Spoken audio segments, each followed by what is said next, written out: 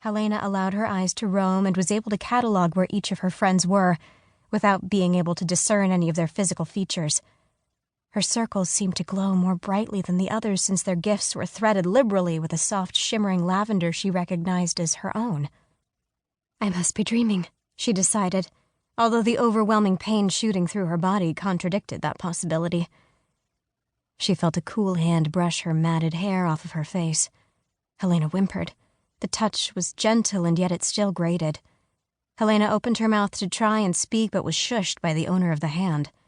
She assumed it was Miranda who was currently trying to pump her full of healing vitality. Rather than dull the ache, the powers seemed to make everything come into sharper focus. It was as if her mind had wrapped her in some sort of protective fog to alleviate the pain, but Miranda's magic was stripping it away and forcing her to endure the full extent of her injuries. You need to let it go now, Kiri. You're still trying to use your power and it is fighting you. Release it. There you go, sweet child. The kind voice murmured, punctuating each order with another soothing sweep of her hand. Helena didn't feel like she was using any magic. She felt entirely depleted in all honesty, but she went through the mental process anyway.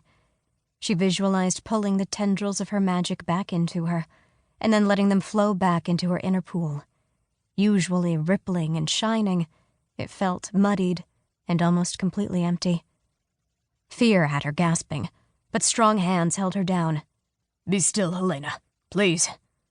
The strong voice was begging with no small amount of desperation.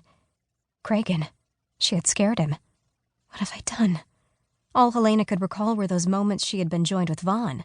None of the corresponding moments her physical body experienced were available to her. What? She croaked in a terrible rasp. We're not entirely sure, Kiri. Timmons murmured from close by, anticipating her question. She detected a subtle quiver of concern in his voice. What he means to say is that your power fucking exploded, Serena interjected, not one to mince words. Despite their crassness, her words were spoken in a very subdued tone. If Serena was subdued, then it must be bad. Helena blinked a few more times before her vision finally began to clear, her friends' faces taking shape around her. Ronan stood back with Effie cowering in his arms. She was obviously terrified. Micah was white-faced and solemn, standing a little to the side of them.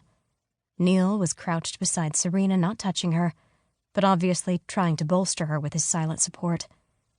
The circle were all touching her in some way, their hands pressed against various parts of her body.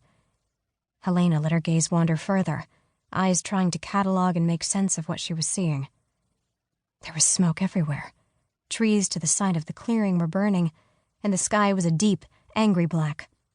In the swirling mass of clouds above them, lightning flared brightly before an answering crack of thunder rolled in the distance. Helena blanched. Did I do this? From the clouds, small gray flecks were floating to the ground. It was clear that it wasn't rain. What is that? She squinted, trying to make sense of the objects. Her eyes widened and she croaked. Ash. The sky was raining ash down upon them. Peering closer, she could see a dusting of the gray soot coating them all. For her reign shall be one of ash, Miranda intoned. Beside her, Timmons and Jokewill stiffened, exchanging furtive glances before turning back towards her. Welcome back, Helena, Miranda continued, as if she had not been quoting words of prophecy mere seconds before. A question must have been apparent in her eyes because Darren was quick to supply an answer, his voice filled with giddy disbelief. Your eyes went all misty, like they do when you access your power, but this was different. You weren't in control, it was like it overtook you. You were growling and muttering things under your breath. A storm began to rage around us, the lightning hitting a few of the trees and cracking them in half. Then you smiled vacantly, not really seeing any of us, before saying, "My turn." That was when fire began to fall from the sky. It didn't seem like there was any way we could avoid the flames, but none of us was harmed. Finally, everything died down and you collapsed. When you woke, your eyes were still swirling with that rainbow mist, but they are blue again now.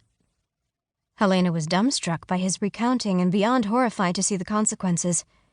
She had thought her magic was only being used where Vaughn's body was, but apparently she had pulled so much that it was unleashed around her body as well. The thought of that much power and destruction was more than she could process. Helena swallowed, her throat raw.